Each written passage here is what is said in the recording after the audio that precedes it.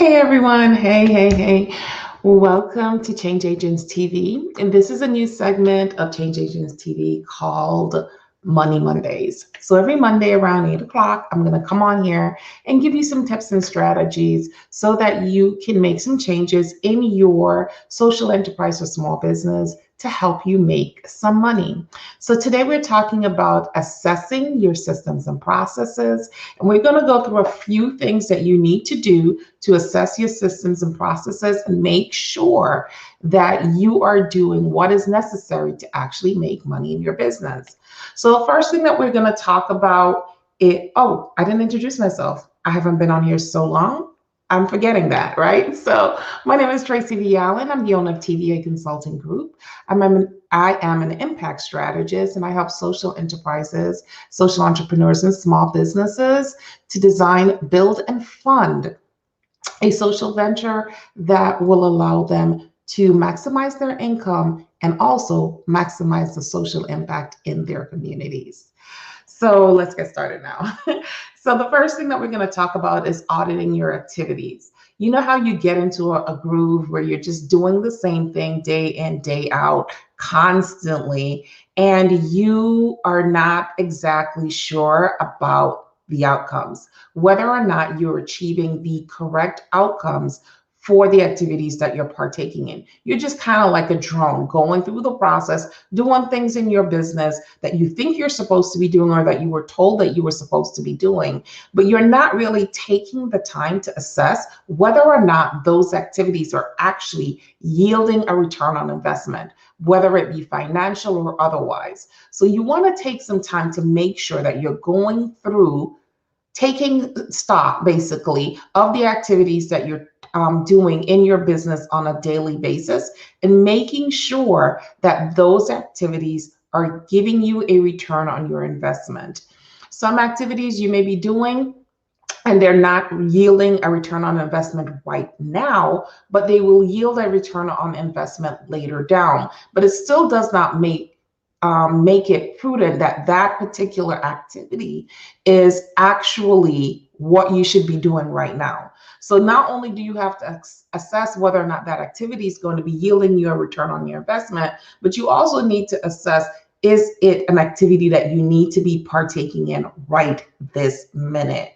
Are there more pressing things in your business that you could be doing that could give you a quicker return on investment? You keep doing that, but you do it on a scaled back level because you know the return on investment for that particular activity is going to take a long time to yield some type of return. And so the next thing you want to do is assess your automations. If you are truly running a business, then you have some automated systems in your business to make things easier. You cannot do everything manually. And if you are, this is a time to assess that too. How are you sending emails? How are you receiving emails? How are your emails being sorted? If you need to send out contracts, how are you sending out those contracts? How are you receiving them back? How are you sending out invoices and how are you receiving payments? Those are just a few of some of the systems that you could be, or automated systems that you could be assessing right now. Let's think about social media. Are you going to social media every day to post information about your business, whether it be valuable information or promotional information about your business? Because once you get onto social media to make that one post, then guess what happens? You start scrolling down that page, right? And then that becomes a time sucker because most of us are unable to go to social media and go to post something on social media without scrolling through the timeline. And you see one thing that's interesting and you see two things that's interesting, and you actually went to social media for 2 minutes to post and maybe interact with one or two posts just to show that you were active, and 30 minutes later, you're still there. An hour later, you're still there. So you have to be cognizant about things that's sucking away your time as well, and check out how you can automate them if they're not already automated, and whether or not the automated system that you're using, if they are automated, is the best system for your business. So that's something else that you need to check into. Now, the next thing that you would want to check into is evaluating your sales process. And I kind of hit on that before, but you want to go ahead and evaluate, how are you attracting people to purchase from your company? Right? And how is that sales process again automated?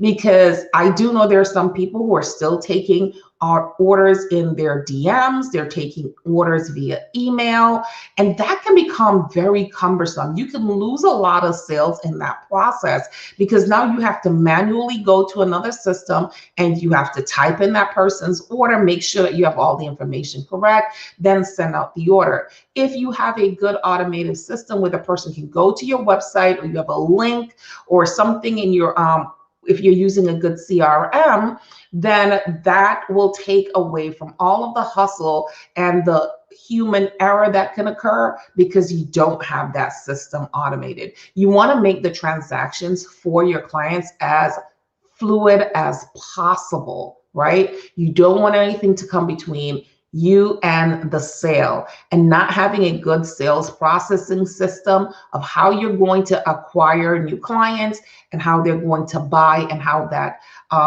item is going to be delivered to them can cause you to lose a business.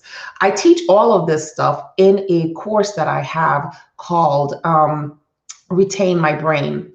So we take you step by step through the process. Like, we kind of hold your hand through the process and help you to develop a lot of these systems so that you can show yourself to your clients in the way that you want to and still go ahead and, like I said earlier, maximize your income. And the next thing you want to do, and which is one thing that a lot of people tend to forget to do, is good bookkeeping. If you're not a numbers person, that's fine. You don't have to be a numbers person. Everybody has their job, and if numbers is not your job, that's good. Hire someone to do that job, right? Hire someone and get a good system like QuickBooks or Wave or Xero, whatever system you choose to use, just not Excel spreadsheet, because again, that's manually putting in things and that takes a lot of your time. I'm sure you're already saying, oh my God, I don't have enough time to do X, Y, Z. Now, if you have to go manually do something, every time you make a sale, you have to log it into an Excel spreadsheet. Every time you pay a bill, you have to log it into an Excel spreadsheet. That takes a lot of times, and things can get missing because of it, because you just forgot one time to actually log something in. So what you want to do is to make sure that you get yourself a good bookkeeping system, again, like QuickBooks, Wave, or Xero. There are tons of them out there. Those are just the three that I can remember off the top of my head. Me, I personally use QuickBooks. Get yourself a good accounting system that can take care of your profits and your losses. So you pay your bills, receive money, and send out invoices and receive payment for those invoices as well. So you want to make sure you're looking at what you're using. This is all about process systems, and processes is about utilizing different facets so that you can maximize the amount of time that you have in your business to make your life easier and make everything in your business work seamlessly. One of the other things that you want to do is to reorganize your systems. We kind of just talked about it. Reorganizing your systems, making sure that everything is working the way it's supposed to be. All the links on your website are working. You don't have any dead links that you're sending out. All of those things you need to think about. And then the last thing that you really want to think about is your competitive analysis.